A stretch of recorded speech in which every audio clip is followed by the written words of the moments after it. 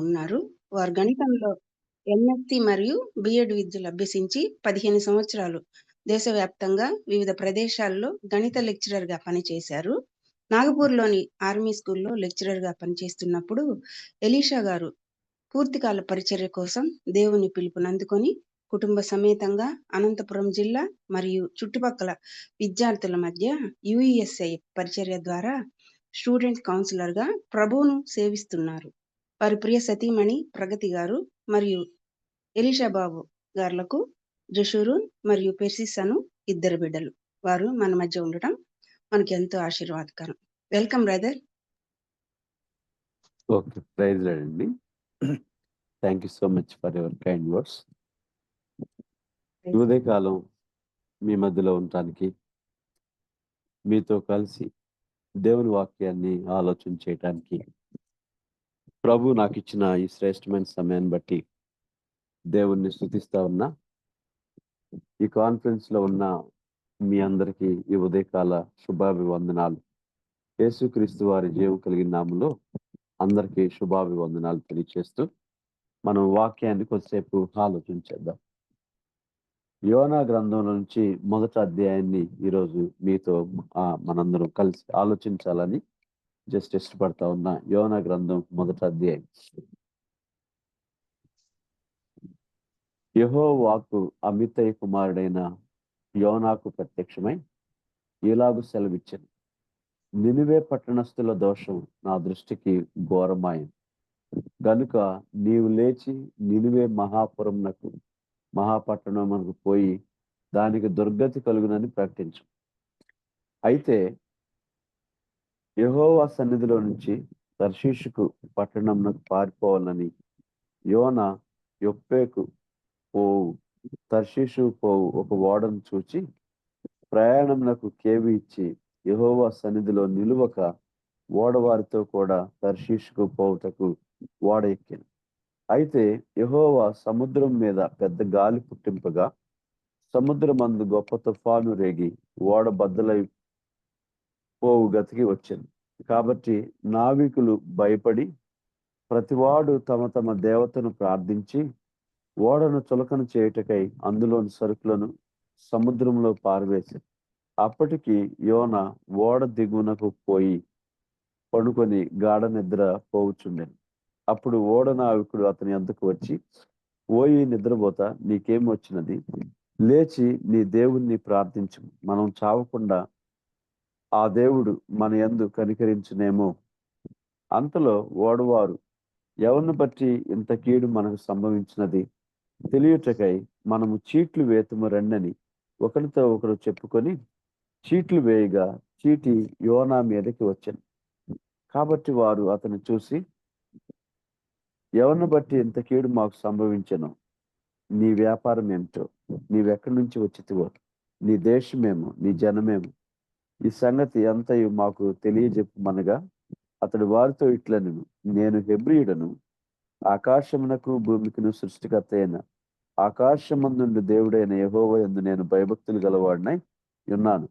తాను యెహోవా సన్నిధిలో నుంచి పారిపోచున్నట్లు అతడు ఆ మనుషులకు తెలియచేసి ఉండెను గనుక వారు ఆ సంగతి తెలుసుకొని మరింత భయపడి, నీవు చేసిన పని ఏమి అని అతను అడుగగా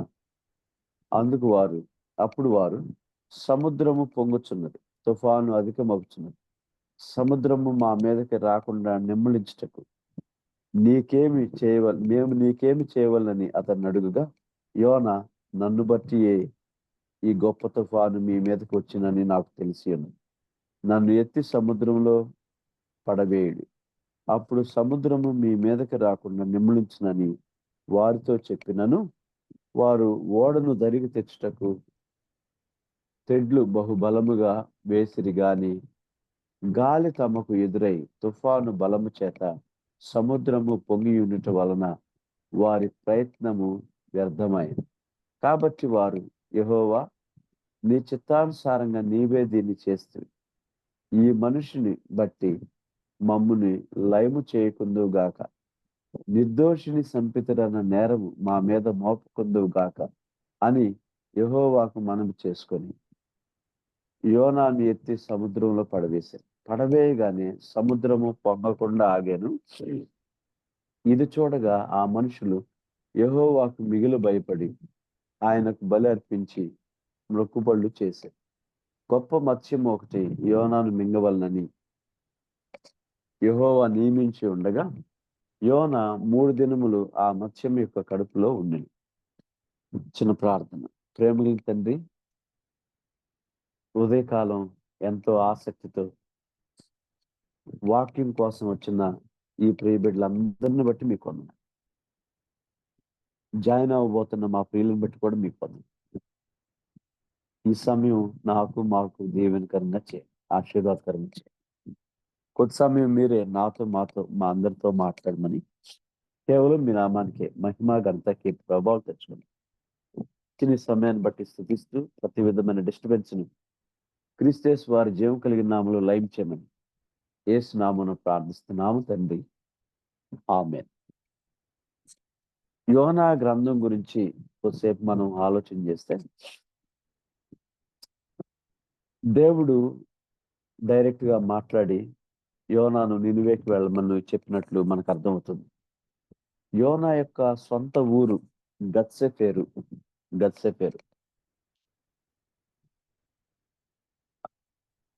అది 2వ రాజుల గ్రంథం 14 అధ్యాయం 25వ వచనంలో మనం చూస్తాం. గత్సెఫేరు అనేది యోనా యొక్క సొంత ఊరు. అమిత్తయి కుమారుడు. సో ఏలియా, ఎలీషా ఈ ప్రవక్తలు సమకాలికుడు. హోషేయ, ఆమోసు వాళ్ళకి సమకాలికుడు. యెరోబాము రెండో యెరోబాము వాళ్ళ ఆ రాజు టైంలో ఉన్నటువంటి వ్యక్తి. కాబట్టి ఇతనికి ఇంకా నేను హిస్టరీలోకి ఎక్కువ వెళ్ళట్లేదు కానీ జస్ట్ ఇక్కడ రాయబడిన మాటలని కొన్నిటిని జస్ట్ మీతో ఆలోచన చేసి ముందుకు వెళ్ళాలని ఇష్టపడు. యోనాకు చాలా స్పష్టంగా దేవుని దగ్గర నుంచి వచ్చిన వాక్కు ఏంటంటే, నువ్వు నినివేకి వెళ్ళాలి. ఎక్కడికి వెళ్ళాలి అనేది స్పష్టంగా ఉంది. ఒకటి. రెండోది, ఎందుకు వెళ్ళాలి? నినివే పట్టణస్థుల దోషం నా దృష్టికి ఘోరంగా ఉంది. ఎంత ఘోరంగా ఉందంటే ఇక దానికి దుర్గతి ప్రకటించాలి, అంత ఘోరం అయిపోయింది.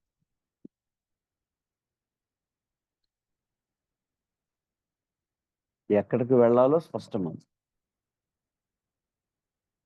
ఎందుకు వెళ్ళాలో కూడా స్పష్టంగా ఉంది. దేవుడు కొన్నిసార్లు చాలా స్పష్టంగా ఇది నా చిత్తం, ఇది నా ఇష్టం అని మనతో మాట్లాడుతూ ఉంటాం. కానీ కొన్నిసార్లు దేవుని చిత్తాన్ని, దేవుని ఇష్టాన్ని పక్కన పెట్టి మన చిత్తానికి, మన ఇష్టానికి మనం తొందరపడుతూ ఉంటాం. అందుకే ఇక్కడ దేవుడేమో నినివే పట్టణం వెళ్ళమంటే ఇతను మాత్రం యెహోవా సన్నిధిలో నుండి తర్షీషు పట్టణం పారిపోవాలి అని ఎప్పేకిపోయే వాడ చూసి దానికి కేవ్ తీసుకుంది. ప్రభు దగ్గర నుంచి పారిపోదామని ప్రయత్నం చేస్తున్నాడు. ప్రభు దగ్గర నుంచి ఎవరు పారిపోతారు? ఆయన దగ్గర నుంచి పారిపోలేము. ఆకాశంలోకి వెళ్ళినా అక్కడ ఉన్నాడు, భూదిగాంతాలకు వెళ్ళినా అక్కడ కూడా ఉంటాడు. ఆయన దగ్గర నుంచి పారిపోవాలని మనం ప్రయత్నం చేస్తే అది అవదు. కాబట్టి ఈ విషయాలన్నింటినీ బట్టి మనకు అర్థమవుతుంది ఏంటంటే, ప్రభు నినివేకి వెళ్ళమన్నాడు, కానీ ఇతను మాత్రం తర్షీష్కి వెళ్ళటానికి సిద్ధపడతా ఉన్నాడు. ఆల్రెడీ టికెట్ కూడా తీసుకున్నట్టు, వాళ్ళలో ఎక్కినట్లు మనకి ఇక్కడ అర్థం అవుతుంది. గత్సెఫెరు నుంచి పశ్చిమంగా ఒక 500 కిలోమీటర్స్ దూరంలో నినివే పట్టణం ఉంటుంది. గత్సెఫర్ నుంచి దక్షిణంగా 2500 కిలోమీటర్ల దూరంలో తర్షీష్ పట్టణం ఉంటుంది. అంటే ఎగ్జాక్ట్ గా ఆపోజిట్ డైరెక్షన్ లో వెళ్ళటానికి ప్రయత్నం వెళ్తున్నాడు. దట్టు గత్సెఫర్ నుంచి దేవుడు మంది 500 కిలోమీటర్లే అప్రాక్సిమేట్ గా. కానీ ఇతను మాత్రం ఎగ్జాక్ట్ గా ఆపోజిట్ డైరెక్షన్ లో 2500 కిలోమీటర్లు వెళ్ళటానికి ప్రయత్నం చేస్తాడు. కారణం ఏంటి? చాలా సార్లు ఎక్కడైతే ఏమైంది బ్రదర్ సేవేగా, ఎక్కడైతే ఏమైంది ఎక్కడ చూసిన అవసరం ఉంది బ్రదరు. అవసరం లేనిది ఎక్కడ? అట్లని అవసరం ఉన్న ప్రతి చోటకి వెళ్తావా? వెళ్ళకూడదు. దేవుడు ఎక్కడికి వెళ్ళమంటే అక్కడికి వెళ్ళాలి. ఎందుకంటే నా అవసరత ఉన్న ప్లేస్ అది. నన్ను వాడుకోవాలనుకున్న ప్లేస్ అది. అంతేగాని నినివే అయినా సేవ చేయటమే, తర్షీష్ అయినా సేవ చేయటమే, ఎక్కడైతే సేవ చేయటమే కదా అని అనుకోవటానికి చాలా పాసిబిలిటీస్ ఉన్నాయి. కరెక్టే, అక్కడైనా సేవే, ఎక్కడైనా సేవే. బట్ ప్రభు నీ కోసం సిద్ధపరిచిన ప్లేస్ అది. నిన్ను వాడుకోవాలని ఇష్టపడుతున్న ప్లేస్ అది. నీ అవసరత అక్కడుంది అనేది యోనా గుర్తించలేకపోయాడు. ఒక ప్రవక్త మేబీ ఎందుకు పారిపోయి ఉంటాడు అని అంటే, యాక్చువల్గా ఇజ్రాయేలీలకి అషూరీల ముఖ్య పట్టణమే నినివే. నియర్లీ క్రీస్తు పూర్వం 9 to 7 మనం చూస్తే ఆ టైంలో అషూరీయుల యొక్క ముఖ్య పట్టణం నినివే. మంచి సుందరమైన సిటీ, అద్భుతంగా కట్టారు. టైగ్రీసు, యూఫ్రటీసు ఆ నదుల మధ్యలో ఉంటది. అసలు ఫుల్ ప్రొటెక్షన్. దాన్ని ఒక అద్భుతమైన ప్లేస్ గా తీర్చిదిద్దారు. అయితే వీళ్ళకి ఇజ్రాయేలీలకి, అషూరీయులకి ఇజ్రాయేలీలకి ఇండియా పాకిస్తాన్ లాంటి పరిస్థితులు. పచ్చగడ్డి వేస్తే బొగ్గుమనే పరిస్థితులు. తర్వాత వీళ్ళ యొక్క క్రూరత్వం ఎంత క్రూరులు అంటే, వీళ్ళు నినివే పట్టణస్తులు అంటే అషూరీయులు యొక్క క్రూరత్వం గురించి మాట్లాడాలంటే, అషూరీయుల క్రూరత్వం బహు భయంకరమైనది. నహూం గ్రంథంలో కూడా వాళ్ళ గురించి మాట్లాడుతూ ఉంటాడు. వాళ్ళే దేవుళ్ళు అని ఫీల్ అయ్యే బ్యాచ్ అది. మేమే దేవుళ్ళు, మేము తప్ప ఇక దేవుడు అనేవాడు ఎవరు లేరు, మేమే అని ఫీల్ అయ్యే ప్రజలు వీళ్ళు. దట్టు కింగ్స్, రాజ్యాన్ని పరిపాలించే విషయంలో మాకంటే ఇంకా గొప్పవాడు ఎవరు లేరు, మేమే కింగ్స్, మేమే రాజులు, మేమే దేవుడు, అందరూ మమ్మల్ని దేవుళ్ళుగా చూడాలి అనే భావన కలిగిన ప్రజలు వీళ్ళు. ఇంకొంచెం అడుగు ముందుకేసి వాళ్ళ యొక్క క్రూరత్వం గురించి మాట్లాడాలంటే, గర్భిణీ స్త్రీల యొక్క గర్భాలు చీల్స్తారు వీళ్ళు. ఎవరన్నా మంచి జ్ఞానవంతులు ఉన్నారంటే వాళ్ళ నాలుకలు బయటికి లాగి కత్తిరిస్తారు. చర్మాలు నిలువున ఒలిచేసే బ్యాచ్. సోలాలపై కూర్చోబెట్టి చంపేసే బ్యాచ్. జస్ట్ బ్రీఫ్ గా కొన్ని మాటలు చెప్తాను వాళ్ళ క్రూరత్వం. బహుశా ఇవన్నీ వినుంటాడు యోనాకి, ఈ విషయాలన్నీ తెలిసి ఉంటాయి. గర్భిణీ స్త్రీల గర్భాలను చీల్చేటువంటి క్రూరులు వీళ్ళు. జ్ఞానుల నాలుకను బయటికి లాగి కత్తిరించి మాట్లాడకుండా చేసేటువంటి క్రూరులు. చంటి బిడ్డలను బండలకేసి కొట్టేటువంటి క్రూరులు. ఇలాంటి క్రూరత్వం ఉన్న ప్రజల దగ్గరికి ఇంత వైరం ఉన్న ఈ ప్రజలు, ప్రభువా వాళ్ళ దగ్గరికి మాత్రం నేను వెళ్ళనయ్యా. ఇంకెక్కడికి వెళ్ళమన్నా వెళ్తా. కొన్నిసార్లు మనం కూడా ఈ మాటే మాట్లాడతాం. ప్రభువా వాళ్ళ దగ్గరికి మాత్రం వెళ్ళను, వాళ్ళతో మాత్రం మాట్లాడు, ఇంక ఏ పనైనా చెప్పు ప్రభువా చేస్తా. కానీ ప్రభు కావాల్సింది ఇదే కదా. నువ్వే వెళ్తమే నాకు కావాలి. ఏమన్నా నినివే తప్ప ఎక్కడికైనా వెళ్తాం, అది నాకు అక్కర్లేదు. కొన్నిసార్లు మనం కూడా ఇలా ఫీల్ అవటానికి అవకాశం ఉంది. కారణం మేబీ వాళ్ళని క్షమించలేని తనం కావచ్చు. వాళ్ళు అలాగే నాశనం అయిపోవాలి అని కోరుకోవచ్చు. మేబీ చెప్పలేం. వాళ్ళు ఏమైపోతే నాకెందుకు, నన్ను కూడా చంపేస్తారేమో, ఎందుకు వెళ్ళి వాళ్ళ చేతుల్లో పడాలి.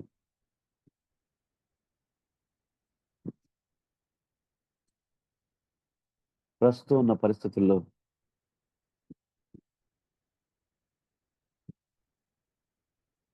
కేంద్ర రాష్ట్ర ప్రభుత్వాలు వాళ్ళ పనితీరుని బట్టి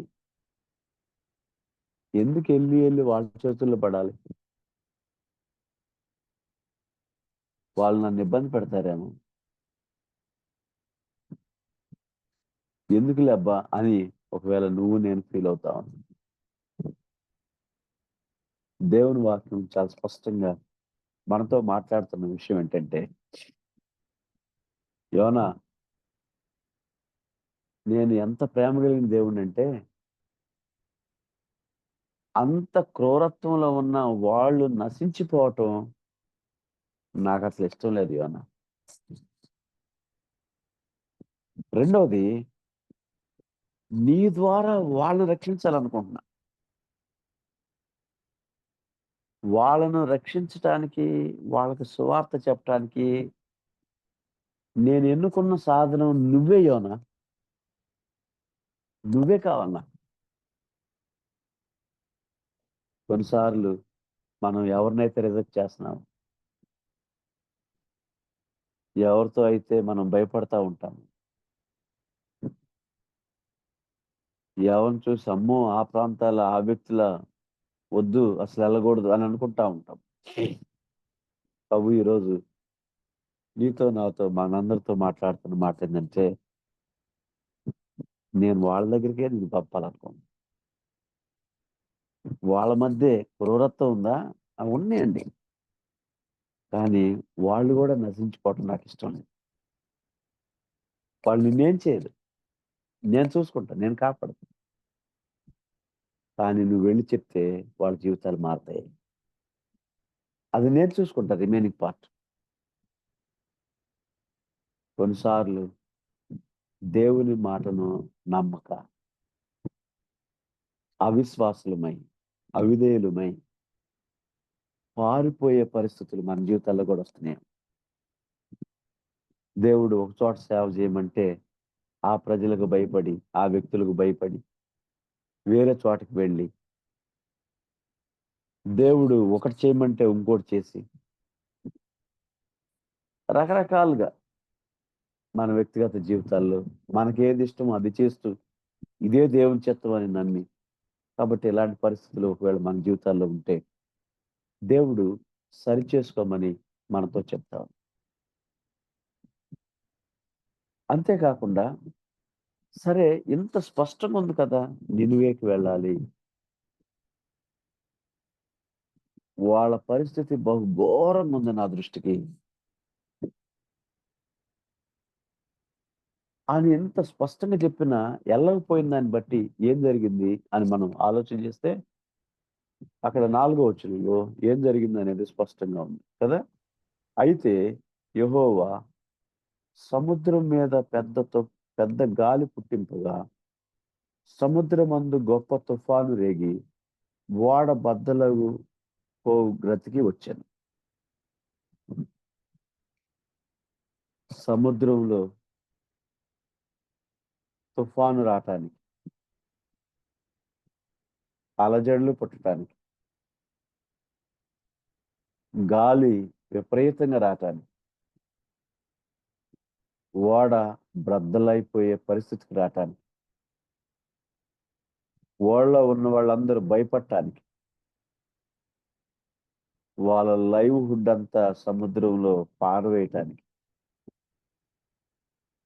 జీవనాధారం అంతా పోగొట్టుకోవటానికి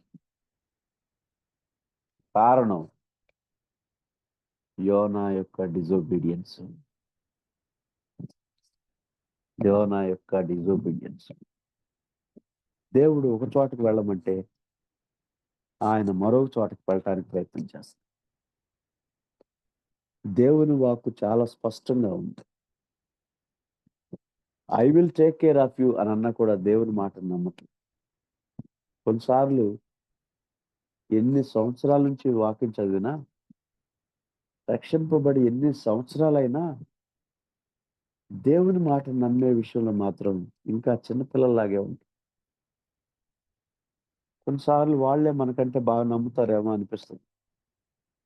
కొన్నిసార్లు చిన్నపిల్లలు మనల్ని భలే కరెక్ట్ చేస్తూ ఉంటారు. అదేంటి ఇలా చేస్తున్నారు, అదేంటి మమ్మీ, అదేంటి డాడీ, ఇది చేయకూడదు కదా, మనం బైబిల్ ఇలా చెప్తుంది కదా అని చిన్నపిల్లలు కూడా మనల్ని కరెక్ట్ చేస్తారు కొన్నిసార్లు. స్నేహితులారా, మన కుటుంబాల్లో కలవరానికి, మన కుటుంబంలో తుఫాన్లకి, మన పరిచర్యలో వచ్చే తుఫాన్లకి, కుటుంబాలు బద్దలైపోయే స్థితికి రావటానికి, సంఘాలు విచ్ఛిన్నమయ్యే స్థితికి రావటానికి ఒకవేళ నా డిజోబీడియన్సే కారణమే, విధేయత చూపలేని తనమే కారణమే. దేవుడు యోనాని మార్చడానికి సముద్రాన్ని వాడుకోవాల్సి వచ్చింది, గాలిని వాడుకోవాల్సి వచ్చింది, ఓడను వాడుకోవాల్సి వచ్చింది, ఓడ నావికుడిని వాడుకోవాల్సి వచ్చింది, వాళ్ళలో ఉన్న అన్ని జనులను వాడుకోవాల్సి వచ్చింది. చూసారా ఎంత దయనీయమైన స్థితి. యోనా జీవితాన్ని మార్చడానికి, యోనాలో ట్రాన్స్ఫర్మేషన్ తీసుకురావడానికి దేవుడు వదిలిపెడతాడులే అనుకున్నాను. దేవుడే వదిలిపెట్ట. యోనా ఎక్కడి నుంచి, నా దగ్గర నుంచి నువ్వు ఎట్ట పారిపోతావు యోనా? You are unable to escape from me అన్నట్టుగా ఒక మాట ఏంటంటే, ఇక్కడ గాలి దేవుని మాటకు లోబడుతుంది, సముద్రం దేవుని మాటకు లోబడుతుంది, తుఫాను దేవుని మాటకు లోబడుతుంది, మత్స్యం దేవుని మాటకు లోబడుతుంది. ఇవేవి జీవం లేని కదా. సముద్రము, గాలి, తుఫాను, మత్స్యానికి జీవం ఉందనుకోండి. సృష్టి దేవుని మాటకు లోబడుతుంది, సృష్టింపబడినవి కొన్ని దేవుని మాటకు లోబడుతున్నాయి. అన్ని ఆయన స్వహస్తాలతో చేసుకున్న నేను దేవుని మాటకు లోబడుతున్నానో లేదో నాకు నేను, మీకు మీరు, ఎవరికి వాళ్ళు ఆలోచన చేస్తారు. అందుకే దేవుడు తన బాధను, ఆకాశమా ఆలకించు, భూమి చెవియొగ్గు, నేను నా పిల్లల్ని పెంచి గొప్పవాళ్ళుగా చేశా, కానీ వాళ్ళు నా మీద తిరుగుబాటు చేశారు. ఎవరు చెప్పుకుంటున్నాడు దేవుడు తన బాధని? తన స్వహస్తాలతో చేసుకున్న మానవులు వినే స్థితిలో లేరు, లోబడే స్థితిలో లేరు. యెషయా గ్రంథం 1వ అధ్యాయం 2వ వచనం చదివితే యెహోవా మాట్లాడుచున్నాడు, ఆకాశమా ఆలకించు, భూమి చెవియొగ్గుము, నేను పిల్లలను పెంచి గొప్పవారిగా చేస్తుని వారు నా మీద తిరుగుబడి ఉన్నారు. ఎద్దు తన కామందు నెరుగును, గాడిద తన సొంత వారిని దొడ్డి తెలుసుకొని. ఇశ్రాయేలుకు తెలియలేదు, నా ప్రజలు యోచింపరు. దేవుని బాధ ఆకాశంతో భూమితో పంచుకుంటున్నాడు. దేవుని బాధను వినే మనసు నీకు నాకు ఉందే ఈ ఉదయకాలం? ఏ ఒక్కరూ నశించిపోకూడదు అనేది ఆయన చిత్తం, ఆయన ఇష్టం. అంతటా అందరూ మారుమనసు పొందాలనేది ఆయన ఇష్టం. అందుకే 4వ అధ్యాయంలో, యోనా ఎందుకు ఎంత కోపపడుతున్నావు? 1,20,000 మంది కుడి ఎడమలు తెలియని జనాంగం ఈ పట్టణంలో నాకున్నారయ్యా. వాళ్ళు అలా నశించిపోతా ఉంటే నేను చూస్తూ ఉండేదా?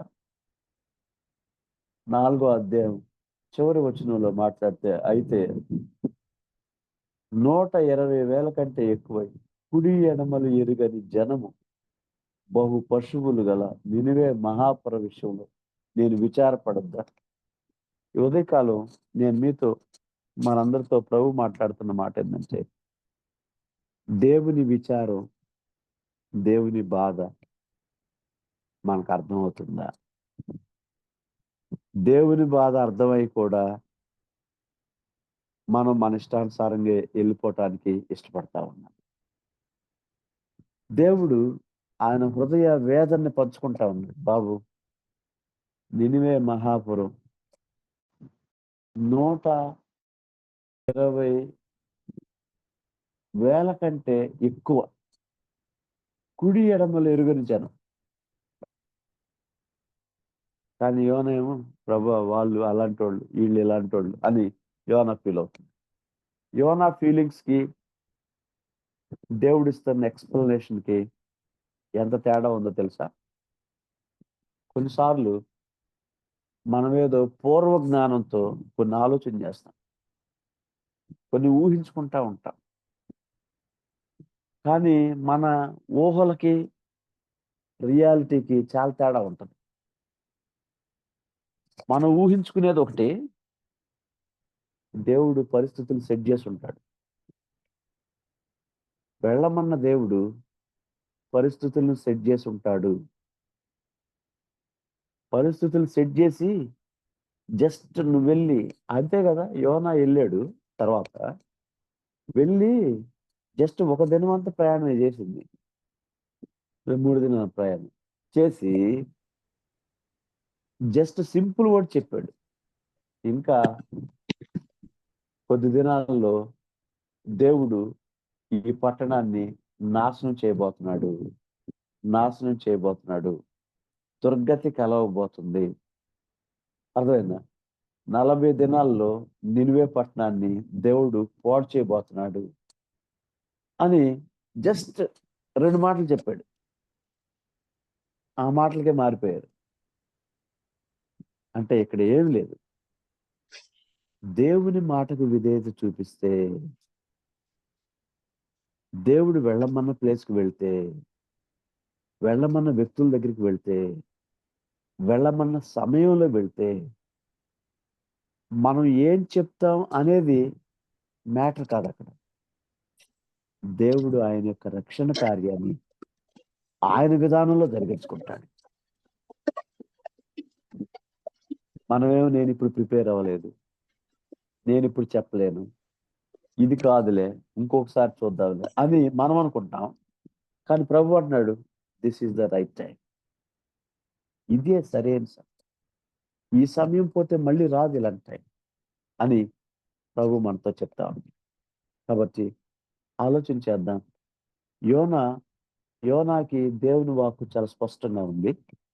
దేవుని వాక్కు చాలా స్పష్టంగా ఉంది. దానికి చూపించిన డిజోబిడియన్స్ వల్ల ఎంత స్థితికి వెళ్ళాడంటే యోనా, వాళ్ళ లైవ్హుడ్ అంతా పోయింది. తర్వాత ఓడ నావికుడు వచ్చి, ఓయి నిద్రపోతా, నువ్వు లేచి నీ దేవుని ప్రార్థన చేసుకోయా అని ఒక అన్యుడి చేత హెచ్చరింపబడే స్టేజ్కి వెళ్ళిపోయాడు.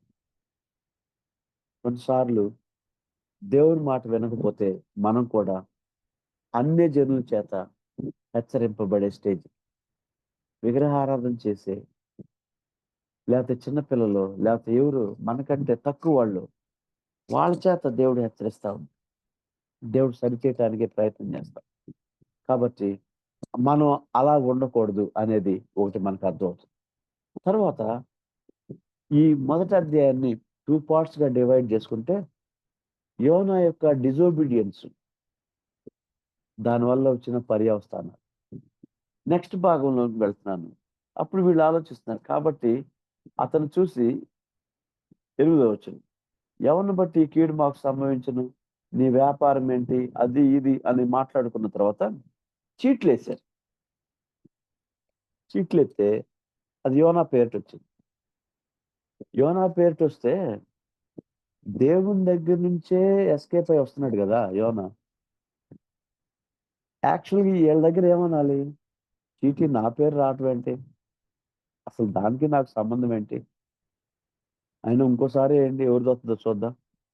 లేదా ఇంకోసారి ఏంటి ఎవరిదొత్తదో చూద్దాం అని ఎస్కేప్ అవ్వచ్చు. అక్కడ గూడా తప్పించుకోవటానికి దేవుని దగ్గర నుంచే పారిపోయి వస్తున్న వ్యక్తి, మనుషుల దగ్గర ఏదో ఒక మాట చెప్పి ఎస్కేప్ అవ్వటం అనేది పెద్ద సమస్య కాదు. కానీ నువ్వెవరివి? ఎక్కడి నుంచొస్తున్నావు? నీ వ్యాపారం ఏంటి? అనంటే 9వ వచనంలో ఏం చెప్తున్నాడో చూడండి. అతడు వారితో, నేను హెబ్రీయుడను. సముద్రమునకు, భూమికి సృష్టికర్త ఆకాశమందుండు దేవుడైన యెహోవా యందు నేను భయభక్తులు గలవాడినై ఉన్నాను. ఎంత స్పష్టంగా చెప్తున్నాడు. నేను హెబ్రీయుడిని. నేను దేవుని బిడ్డను. ఆకాశానికి, భూమికి సృష్టికర్త అయిన దేవుని బిడ్డను. ఆయన దగ్గర నుంచి పారిపోదొస్తున్నా. ఆయనందు భయభక్తులు కలిగిన వాడు. ఎంత స్పష్టంగా చెప్తున్నాడు. ఎంత క్లియర్‌గా మాట్లాడుతున్నాడు. అసలది అలా క్లియర్‌గా మాట్లాడే సందర్భం గూడా కాదు. అనేది అక్కడ మనకు అర్థమవుతున్నటువంటి ఒక విషయం. కాబట్టి ఈ మాటలు మనం వింటా ఉన్నప్పుడు మనకు అర్థమవుతున్న ఒక మాట ఏంటంటే, క్రైసిస్‌లో మనం ఏమని మాట్లాడతాం? ఇంకా అసలు అతను మాట్లాడుతున్న మాట నిజంగానే రిపెంట్ అయ్యి మాట్లాడుతున్నట్టుందా? లేకపోతే దేవుని మాట వినకుండా పారిపోయి ఇక్కడేదో తన సెల్ఫ్ సాటిస్ఫాక్షన్ కోసం చెప్తున్నాడా ఈ మాట? తన గొప్పతనాన్ని చాటుకోవటం కోసం చెప్తున్నాడు అని మనం కిందకి చదువుకుంటా వస్తే 12వ వచనంలో 11వ వచనంలో వాళ్ళంటారు, సముద్రం పొంగుతుంది, తుఫాను అధికమవుతుంది, మమ్మల్ని ఏం చేయమంటావు అనంటే, ఆయన అన్న మాట మనల్ని చాలా ఆలోచన చేస్తుంది. నన్ను బట్టియే ఈ గొప్ప తుఫాను మీ మీదకి వచ్చి ఉన్నదని నాకు తెలియదు. నన్ను ఎత్తి సముద్రంలో పడవేయడి. అప్పుడు సముద్రం మీ మీదకి రాకుండా నెమ్మలించునని అతడు వారితో చెప్పాడు కదా! ఎవరిని బట్టి అంటే సహజంగా మానవుని స్వభావం ఏంటి? ఈ నష్టానికి కారణం నువ్వే. నా కుటుంబం ఇలా అయిపోవటానికి కారణం నువ్వే. ఈ పరిస్థితులన్నిటికి కారణం నువ్వే. మనిషి యొక్క స్వభావం ఎప్పుడు ఎదుటి వాళ్ళ మీద పడి ఏడవటమే. తన తప్పు తనకు అర్థం కాదు. తన తప్పులు తెలుసుకోవటానికి ఇష్టపడడు. ఏ కాడకి మంచి జరిగితేనేమో నేను చేశా. నష్టం జరిగితేనేమో నేను చెప్పినా వినలేదండి. వాళ్ళు వినరు. ఎంత చెప్పానో మొత్తుకొని బతిమిలాడి చెప్పానండి. కానీ వాళ్ళు వినలేదండి. అందుకే ఈ నష్టం. ఏదైనా మంచి జరిగిందనుకోండి, నేనే అలా చెప్పింది. ఇట్లా చేయండి అని చెప్పాను. వాళ్ళు చక్కగా చెప్పినట్టు చేశారు. అందుకే ఎక్సలెంట్‌గా జరిగింది. పేరు, ఘనత అంతా మంచిగా జరిగితేనేమో మనం. ఏదన్నా నష్టం జరిగితే, ఏమో నాకు తెలీదు. వాళ్ళు చేశారు అట్లా. మనం ఏం చేయగలం అని ఈజీగా ఇతరుల మీద త్రోసేసి ఎస్కేప్ అవటానికి ప్రయత్నం చేసే నేచరు మానవుడి నేచర్. కానీ యోనా లైఫ్‌లో నాకు బాగా నచ్చింది. నన్ను బట్టే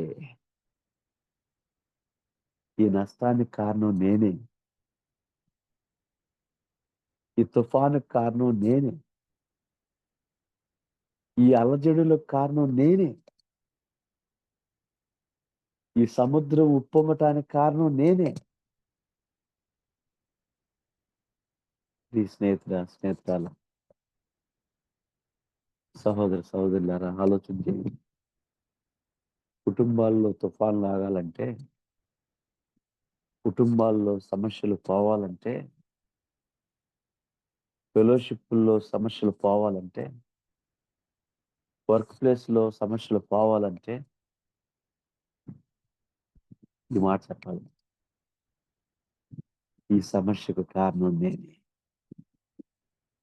నా వల్లే ఈ తప్పు జరిగింది. నా వల్లేనండి.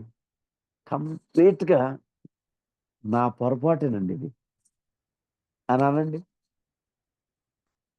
అసలు గొడవలుంటాయని చూడండి ఇళ్ళల్లో.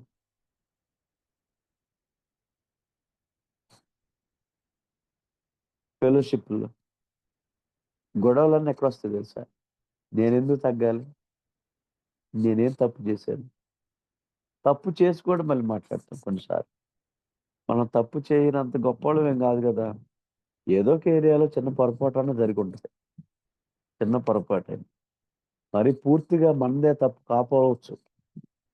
కానీ కొద్దో గొప్పో తప్పు ఒక 100% అనుకుంటే, 100% ఒక 10% అన్నా మన తప్పుంటదేమో. 90% ఎదురోళ్ళ తప్పవచ్చు. ఆ 10%కైనా నా వల్లేనండి అని అనగలిగితే దేవుడు అద్భుతాలు చేస్తాడు. దేవుడు అద్భుతాలు చేస్తాడు. కుటుంబాల్లో నెమ్మదిస్తాడు. ఫెలోషిప్‌లో నెమ్మదిస్తాడు. ఎంతో సంతోషం, ఎంతో నెమ్మది, ఎంతో తృప్తి, ఎంత సాటిస్ఫాక్షన్ ఇవన్నీ వస్తాయి. ఒకవేళ నేనే అనకపోతే అది రాదు. తర్వాత ఆయన ఏం చెప్తున్నాడంటే 12వ వచనంలో నాకు అర్థమైనంత వరకు ప్రాబ్లమ్ ఎవరో చెప్తున్నాడు. ఆ ప్రాబ్లమ్‌కి సొల్యూషన్ కూడా చెప్తున్నాడు. నన్ను బట్టియే ప్రాబ్లమ్ నేనే. సొల్యూషన్ ఏంటి మరి? నన్నెత్తి సముద్రంలో ఎయండి. అసలు మీరేం ఆలోచించొద్దిక. అసలెవరైనా చెప్తారా ఈ మాట? సరే, నన్ను బట్టే ఇదొచ్చింది. నన్ను క్షమించండి. ఏమనుకోవద్దు. ఆ!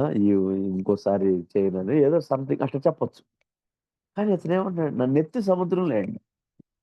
ఈ ప్రాబ్లమ్ పోవాలంటే, ఈ తుఫాన్లు ఆగాలంటే, ఈ సముద్రం ఉప్పొంగటం ఆగాలంటే,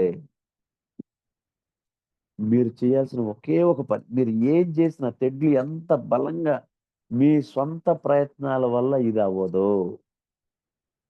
కొన్నిసార్లు ప్రభు ఒకటి చెప్తే మనం ఒకటి చేస్తాం.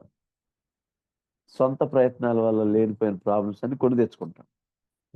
ఆయన చాలా స్పష్టంగా నన్ను ఎత్తి సముద్రంలో పడేయండి. ప్రాబ్లమ్ చెప్తున్నాడు. ప్రాబ్లమ్‌కి సొల్యూషన్ కూడా చెప్తున్నాడు. కానీ పాపం వీళ్ళు ఒక మనిషి ప్రాణం తీయటం బాగాదులే అని వీళ్ళ ప్రయత్నాలైతే వీళ్ళు చేస్తున్నారు. కానీ దేవుడు వీటన్నిటిని చూస్తున్నాడని, దేవుని కంట్రోల్‌లోనే ఇవన్నీ జరుగుతున్నాయని వాళ్ళకి అర్థం కాలేదు. అందుకే వాళ్ళు సొంత ప్రయత్నాలు చేస్తున్నారు. ప్రియ స్నేహితులారా, మన జీవితంలో ఏది జరిగినా, మన కుటుంబంలో ఏం జరిగినా, దేవుని అనుమతి లేకుండా ఏది జరగదు అనేది ఫస్ట్ ఆఫ్ ఆల్ మనం నమ్మాలి. We have to believe that. దేవుని అనుమతి లేకుండా మన దేశంలో గాని, లేకపోతే మన రాష్ట్రంలో గాని ఎంత అననుకూల పరిస్థితులు జరుగుతున్నా ఆయనకి మరుగయ్యి జరగట్లేదు. ఆయనకేం దాచబడి జరగట్లేదు. అన్నీ ఆయనకి తెలుసు అనేది మనం గమనించాలి. అది తెలియక మనం తెడ్లు లాగటం, మానవ ప్రయత్నాలుగా ఏదో చేస్తా ఉంటాం. దానివల్ల నిష్ప్రయోజనం అనేది కూడా ఇక్కడ మనకి అర్థమవుతున్నట్టు అర్థమవుతుంది మనకి. కాబట్టి వాళ్ళు ఏ కంక్లూజన్‌కి వచ్చారంటే, యెహోవా నిర్దోషిని చంపితిరన్న నేరం మా మీద లేకుండా చెయ్య అని ఎత్తి సముద్రంలో ఏస్తారు. సముద్రంలో ఏస్తే అప్పుడు నిమ్మళమైపోయింది సముద్రం. అది చూసి మిగులు భయపడిపోతారు. ఇది చూసి 16 వచనం. ఆ మనుషులు యెహోవాకు మిగుల భయపడి ఆయనకు బలర్పించి మొక్కుబళ్ళు చేసిరి.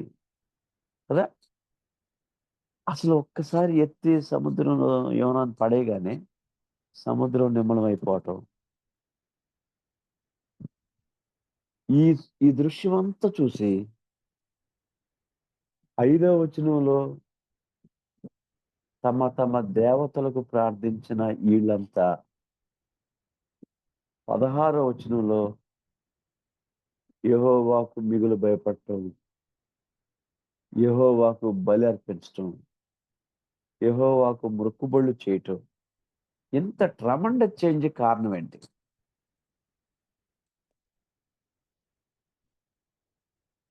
యోనా డిజోబీడియన్స్ ఎంతో నష్టాన్ని కొని తెచ్చింది.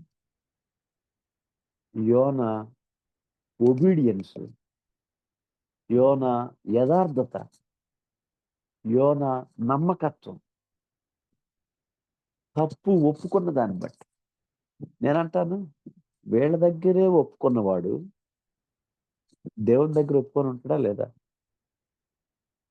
డెఫినిట్‌గా దేవుని దగ్గర ఒప్పుకోను. దేవుని దగ్గర ఒప్పుకొని కన్ఫెస్ అయ్యాడు కాబట్టే వీళ్ళ దగ్గర ఈజీగా ఒప్పుకోగలిగాడు. బహుశా వీళ్ళని ఇంత మార్పుకు తీసుకొచ్చింది నేననుకుంటున్నా. అరే! ఎవరైనా ఇంత యథార్థంగా ఉంటారా? నేనే తప్పు చేసినా అన్నాడు. అంతవరకు పర్వాలేదు. మానవుల్లో కొంచెం మంచోళ్ళు ఈ మాట మాట్లాడతారు. కానీ నన్నెత్తి సముద్రంలో అసలు ఈ మాట ఎవరైనా అంటారా? సముద్రంలో ఉన్న వాళ్ళందరూ, నా పడవలో ఉన్న వాళ్ళందరూ ఆలోచన అక్కడికెళ్ళుంటది. అసలు ఈ పని ఎవరు చేయమనరే? ఎంత యథార్థంగా ఉన్నాడబ్బా ఈయన! ఎంత నమ్మకంగా ఉన్నాడబ్బా ఈయన! ఇతనే ఇంత నమ్మకస్తుడైతే, ఇతనే ఇంత యథార్థంగా ఉంటే, వీళ్ళ దేవుడు ఇంకెంత నమ్మకస్తుడు. మాకు ఆ దేవుడు కావాలండి. ఈ రాళ్ళు, పుట్టలు, చెట్లు ఇయన్నెందుకు? మా ప్రార్థనలు వింటున్నారో, వింటలేదో ఏమీ తెలీదు.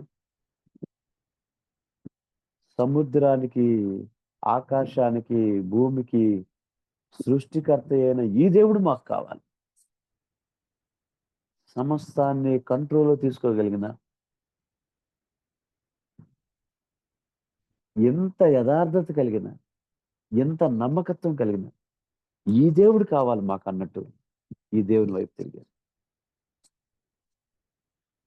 ప్రియ సహోదర సహోదరులారా, కొన్నిసార్లు తప్పు ఒప్పుకోవాల్సిన దగ్గర, తప్పు ఒప్పుకోపోయిన దాన్ని బట్టి దేవుని దగ్గరికి రావాల్సిన కొంతమంది మన యథార్థతను చూసి, మన నమ్మకత్వాన్ని చూసి కొంతమంది ప్రభు దగ్గరికి రావాల్సినోళ్ళు, మనం ఏదో అబద్ధం చెప్పి ఆ టైంకి ఎస్కేప్ అయిన దాన్ని బట్టి కొంతమంది ప్రభు దగ్గరికి రాలేదేమో. కొంతమంది ప్రభువుని విడిచి వెళ్ళారేమో. అర్థమవుతున్నాయా ఈ మాటలు? యోనా యొక్క యథార్థత ఎంత గొప్పది అనేది మనకు అర్థమవుతా ఉంది. ఎంత నమ్మకంగా చెప్తున్నాడు ఈ మాటలు అనేది మనకు అర్థమవుతాది. కొన్నిసార్లు మనం నిజంగా రియలైజ్ అయ్యి తప్పు ఒప్పుకుంటే, అరే!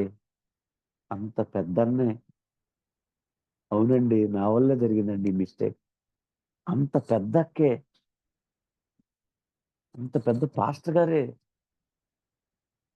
అంత పెద్ద పాస్టర్ గారే, అయ్యో! మా వల్లే జరిగిందండి అని మమ్మల్ని క్షమించండి అని అడిగితే ఎంత ట్రాన్స్‌ఫర్మేషన్ ఒస్తది. మీరు ఆలోచించండి. నేటి క్రైస్తవ సంఘం అలాంటి ట్రాన్స్ఫర్మేషన్‌ని కోల్పోతుందేమో. అలాంటి ట్రాన్స్‌పరెన్సీని కూడా కోల్పోతుందేమో. ఒకవేళ ట్రాన్స్‌పరెన్సీని కోల్పోతే ట్రాన్స్‌ఫర్మేషన్‌ని కూడా కోల్పోయింది. కాబట్టి ఈ మాటలు ఆలోచించమని ప్రేమతో బ్రతిమలాడుతున్నాను. తర్వాత ఇంకొక 2 మాటలు చెప్పి నేను క్లోజ్ చేస్తాను. యాక్చువల్‌గా వీళ్ళందరూ సముద్రంలో మునిగిపోవాల్సినోళ్ళు గదా! కానీ మునిగిపోయారా ఎవరైనా? ఒక్కళ్ళన్నా మునిగిపోయారా? ఓడ బ్రద్దలైపోయి ఇక ఆ ఓడలో ఉన్న వాళ్ళలో ఒక్కళ్ళు కూడా మేము బ్రతుకుతాము, బ్రతికి బట్ట కడతాము అనే హోప్స్ లేవు వాళ్ళలో.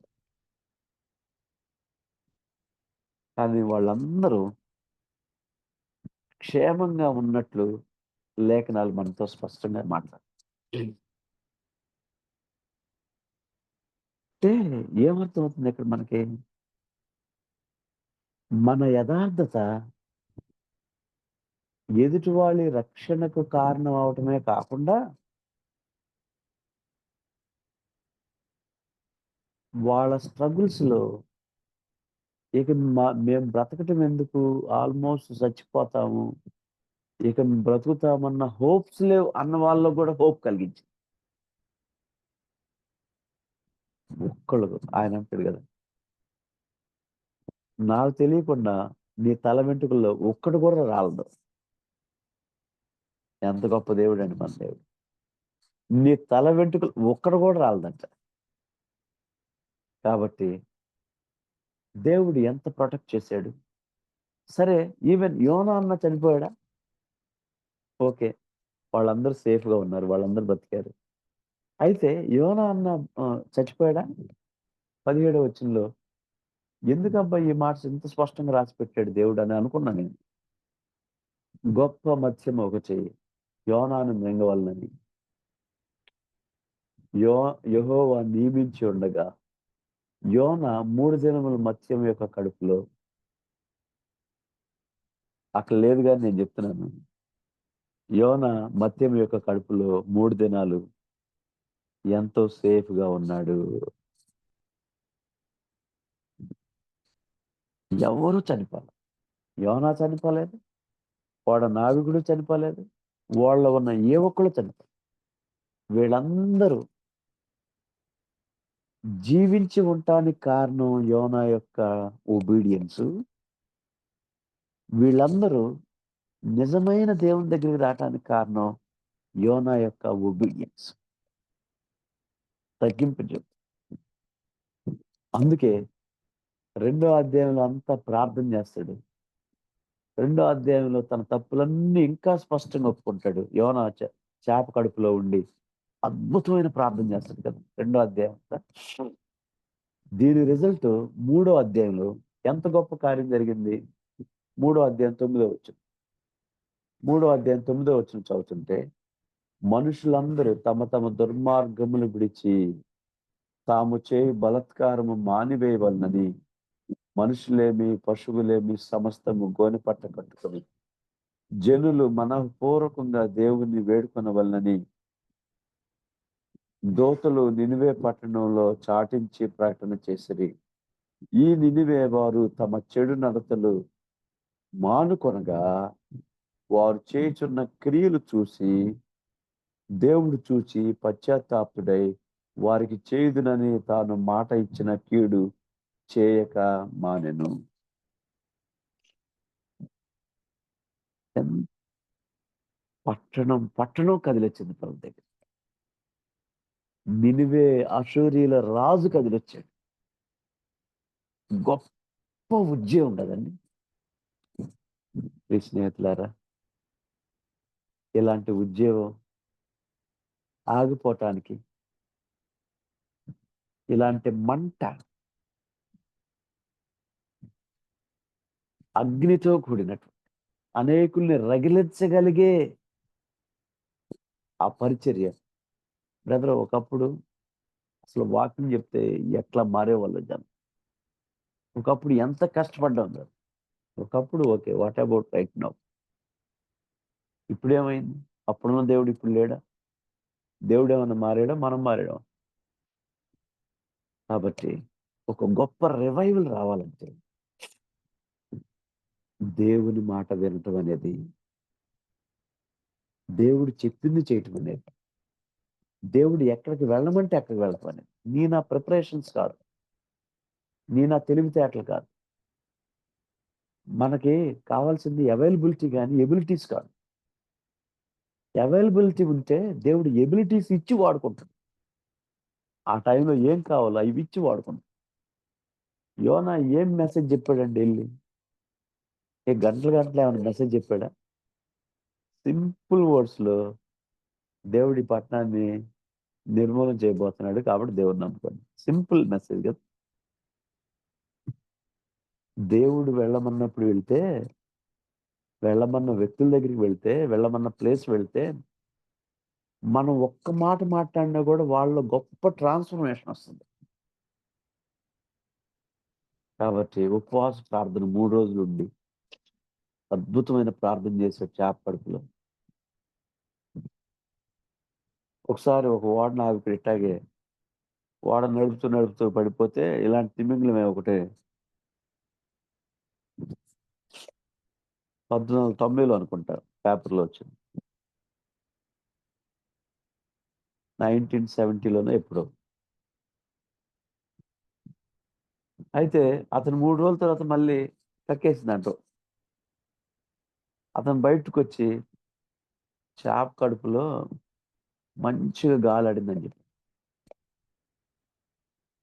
అద్భుతంగా చేప కడుపులో కూర్చొని 3 రోజులు ప్రార్థన చేశాడు. ఫాస్టింగ్ ప్రేయర్ చేశాడు. దేవుని దగ్గర ఎంత క్షమాపణ అడిగాడు. ప్రభా, ఆ 2వ అధ్యాయం చదివితే ఎంత క్షమాపణ అడిగాడు మనకు అర్థమవుతుంది.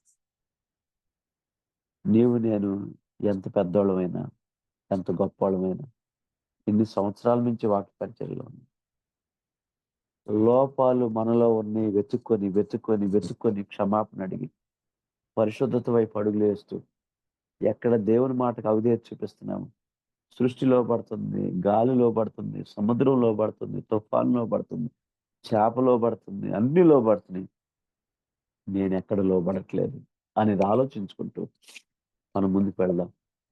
అలా ఆలోచించుకుంటూ మనం యథార్థంగా ముందుకెళ్తే దేవుడు మనల్ని, మన పరిచర్యను దీవిస్తాడు. మన కుటుంబాన్ని కూడా అద్భుతంగా దీవిస్తాడు. అలాంటి కృప పరిశుద్ధాత్మ దేవుడు మనందరికి ఇవ్వాలని చెప్పి మనం ప్రార్థన చేసుకుందాం. దేవుడి మాటలు మన కొరకై దీవించి ఆశీర్వదించిన గాక. ఆమేన్. ఆమేన్. ప్రైజ్ లార్డ్ అయ్య గారు. దేవుని నామములో ఇప్పటి వరకు యోనా గ్రంథం 1వ అధ్యాయం ద్వారా అద్భుతమైన వాక్య పరిచర్య చేసిన బ్రదర్ ఎలీషా బాబు గారికి వర్చువల్ ప్రేయర్ ఫెలోషిప్ తరపున కృతజ్ఞతలండి. ఈ మెసేజెస్ అన్నీ కూడా యూట్యూబ్ లో అనుదినము అప్లోడ్ చేయబడుతున్నాయి. బాబీ రత్నాకర్ అని కానీ వర్చువల్ ప్రేయర్ ఫెలోషిప్ అని కానీ టైప్ చేసి మన బంధువులకు మరియు స్నేహితులకు షేర్ చేయవచ్చు. మనము రెండోసారి వినవచ్చు. ముగింపు ప్రార్థన మరియు ఆశీర్వాదం ఇవ్వవలసిందిగా రెవరెండ్ జామి రవికుమారయ్య గారిని మనవి చేస్తున్నానండి.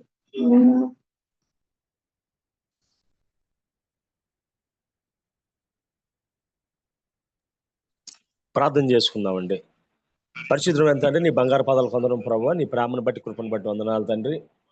ఉదయకాల సమయంలో ప్రభా, నీ దాసుని ద్వారా ప్రభా, అయ్యా యోనా చరిత్రను దేవతను ప్రభా, ఒకసారి దేవతను మేము ధ్యానం చేయడానికి, ఆయనలో ఉన్న ప్రభా దేవతను ప్రభా శ్రేష్టమైన గుణాలను అధ్యయనం చేయడానికి ప్రభా ఇచ్చిన శ్రేష్టమైన సమయాన్ని బట్టి వందనాలు తండ్రి.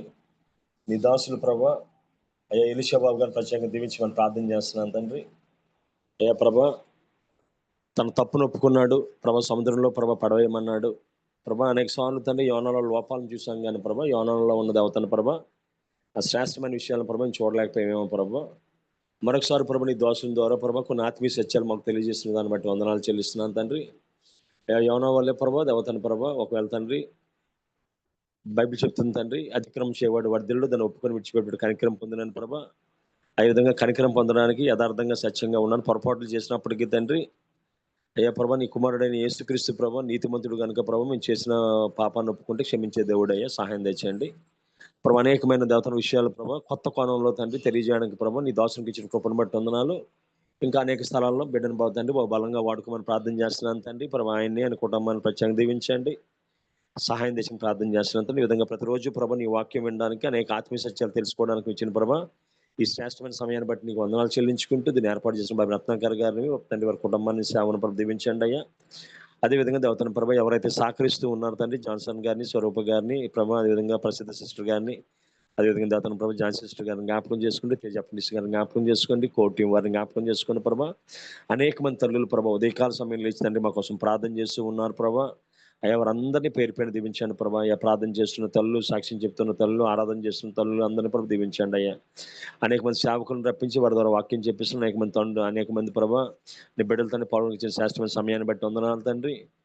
అయ్యా మేము అందరం కూడిని స్తుతించి ఉండగా ప్రభా స్తుతుల మీద ఆశీర్వాదం కమ్మని ఆహ్వానిస్తూ ఉన్నాం. మరి ప్రత్యేకంగా ప్రభా ఈరోజు పాల్గొని బిడ్డలందరూ దీవించండి. ఈరోజు మేము చేయవలసిన ప్రతి పనిలో సుటైన మార్గాన్ని చూపించండి ప్రభా. వర్షాలు చాలా ఎక్కువగా ఉన్నాయ్యా. చాలా మంది ప్రభు నిలువ నీడలేని వారు అయ్యా, రెక్కాడితే డొక్కాడిన వారు చాలా మంది ఉన్నారు తండ్రి. వాతావరణం ఇటువంటి వాతావరణం ఎవరికి ప్రమాదం, నష్టం, కష్టం లేకుండా కాచి కాపాడమని, ప్రత్యేకంగా మీరు చేయవలసిన ప్రతి పనులు సుటైన మార్గాన్ని చూపించమని ఈ చిన్న ప్రార్థన మా ప్రభును ప్రియకుమారుడైన యేసుక్రీస్తు దివ్యనామమున అడిగేడుకుంటున్నాం పరమ తండ్రి, ఆమేన్. పరలోకమందున మా తండ్రి, నీ నామం పరిశుద్ధపరచబడును గాక, మీ రాజ్యం వచ్చును గాక, మీ చిత్తం పరలోకమందున నుండి భూమి మీద నెరవేరును గాక. మాకు కావలసిన అందిన ఆహారం నేడు మాకు దయచేయము, మరోస్తులను క్షమించే ప్రకారం మమ్మల్ని క్షమించము, మన శోధనలో తగ్గ తప్పించము, ఎందుకంటే రాజ్యం, బలము, మహిమ నిరంతరం ఎన్నో తండ్రి.